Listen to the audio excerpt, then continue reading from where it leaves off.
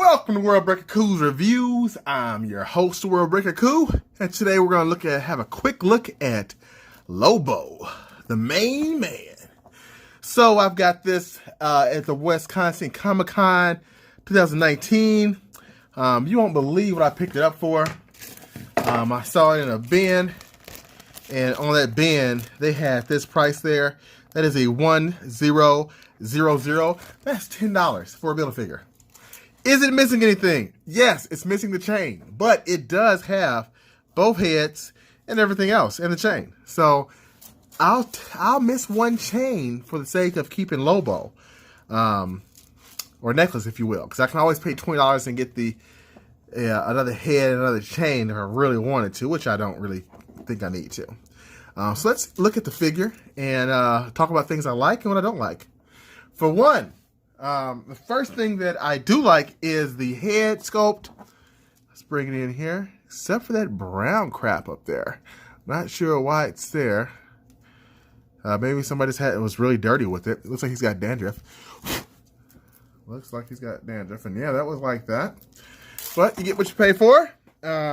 So that's a little unfortunate. The other thing is his size. I feel like Lobo should be a little taller than this. You know, I know it's different universes and everything like that, but I just don't like the scale I'm seeing on this figure. Here's Lex Luthor, who's a multiverse guy. So that's not big enough to me. He's wide, but he needs to be a bit taller, maybe a little bit bulkier. Oh, and that came off really easy. Let's put this back in. Yeah, this comes out really easy. Maybe that's why he was so cheap. Maybe somebody just realized this thing is not really that great. It's got some bad joints or something and said, let's give it to him at a discount. But it still looks good on the shelf. I do like the vest. I like the color it's on it. Painted very well. I like the jeans. Skull, painted very well again. The legs, again, awesome job. And the hook, it's got a nice, it's actual metal. You know, we don't get that with Marvel Legends, so I'm glad DC Multiverse is going out with a bang. It's one of the only two Build-A-Figures I have, but this part really bothers me. This arm just does not stay in there good at all. And I don't, for the life of me, understand why they could have done a better job on that. But oh well. Other than that, let's take a look at the other head, because we do have two.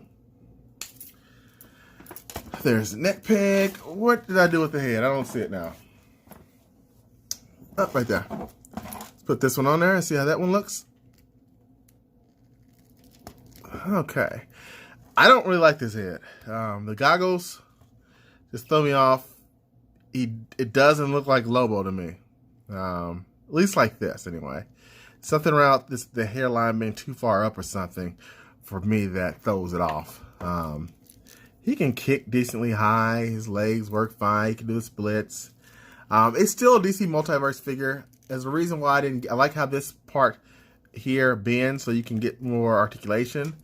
But I think it was time for Multiverse to stop being able to have, or excuse me, Mattel to stop being able to make figures, because they just never, it kind of just phoned it in. They never really took off with it.